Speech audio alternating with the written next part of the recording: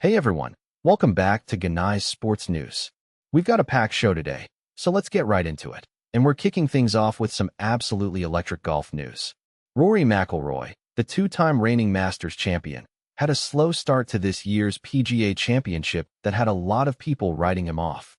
But on Saturday at Anunoby Golf Club, Rory reminded everyone exactly why he's one of the best in the game.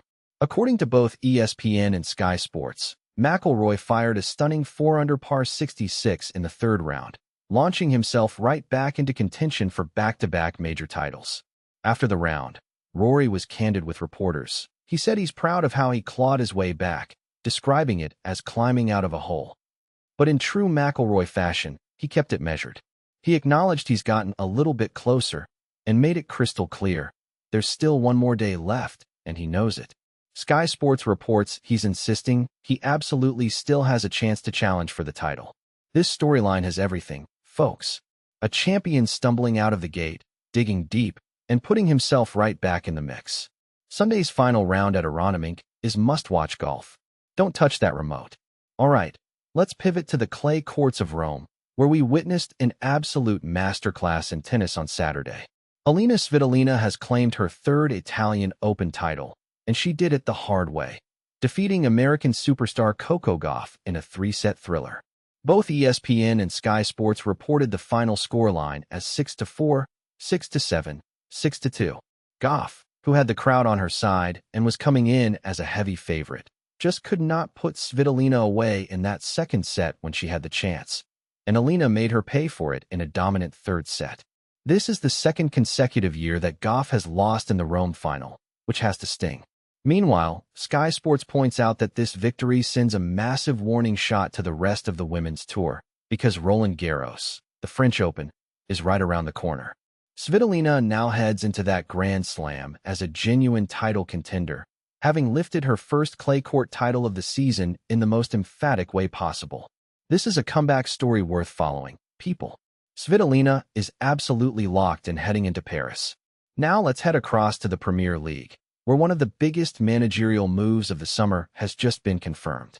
Sky Sports is reporting that Xabi Alonso, yes, the Xabi Alonso, has agreed to become Chelsea's new manager, signing on for a 4-year contract. The report says Chelsea had Alonso as their absolute #1 target, and after what sounds like some serious pursuit from the club, they've gotten their man. Now, there are some fascinating and pressing questions that come with this appointment.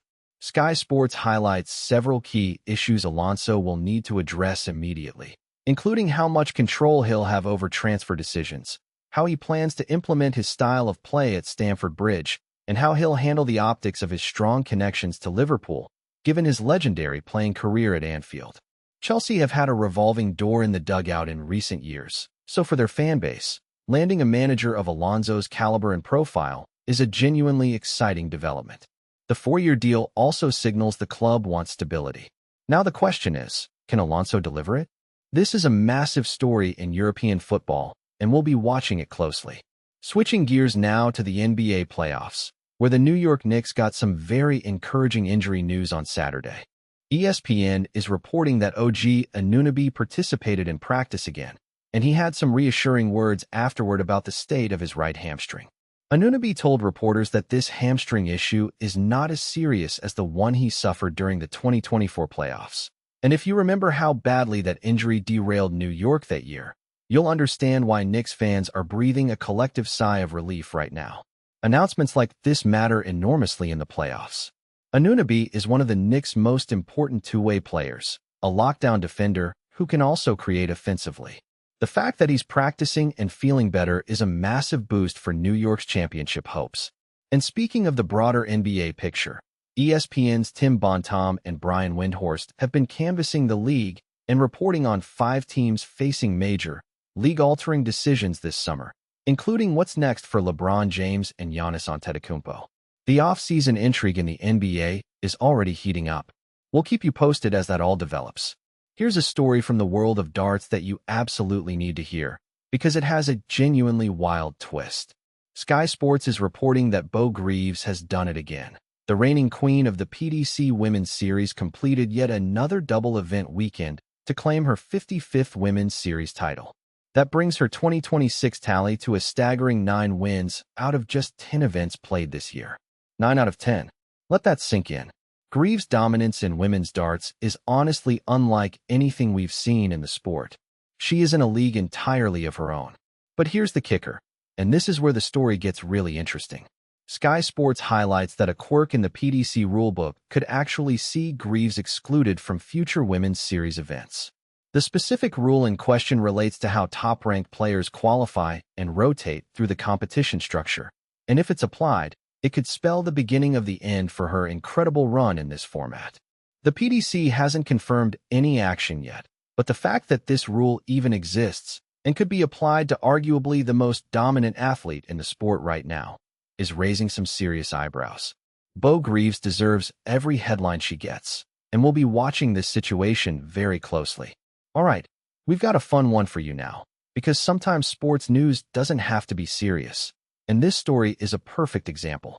ESPN is reporting that St. Louis Cardinals manager Oliver Marmol is fully on board with a new fan trend that's been popping up at Busch Stadium.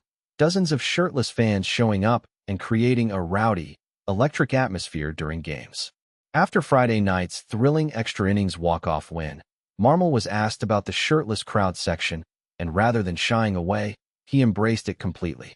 According to ESPN, he said he loved the energy it brought and is openly hoping it continues through the weekend. Look, when your team wins in walk-off fashion and your manager is out there endorsing the chaos in the stands, that is just a vibe. Cardinals fans are clearly having the time of their lives, and Marmol seems to understand that passionate, enthusiastic home crowds can be a real difference maker over a long 162-game season. Shirtless fan sections endorsed by the manager himself? Honestly, baseball is having a moment right now, and we are here for it.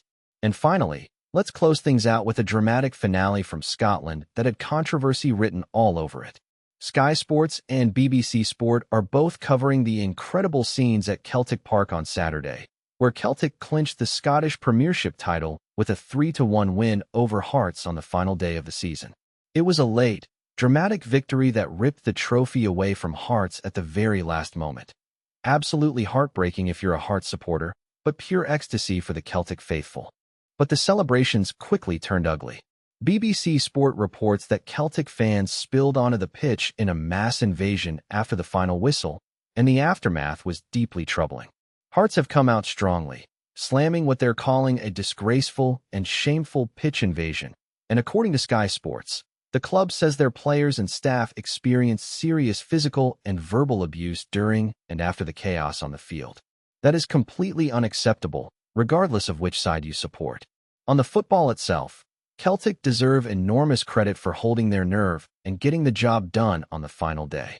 But the scenes that followed cast a serious shadow over what should have been a purely joyful celebration. Authorities will now be looking into the incidents. A bittersweet end to the Scottish Premiership season. And that's a wrap on today's show. If you enjoyed it, smash that like button, subscribe to Genai Sports News, and hit the bell so you catch us every single day. We'll see you next time.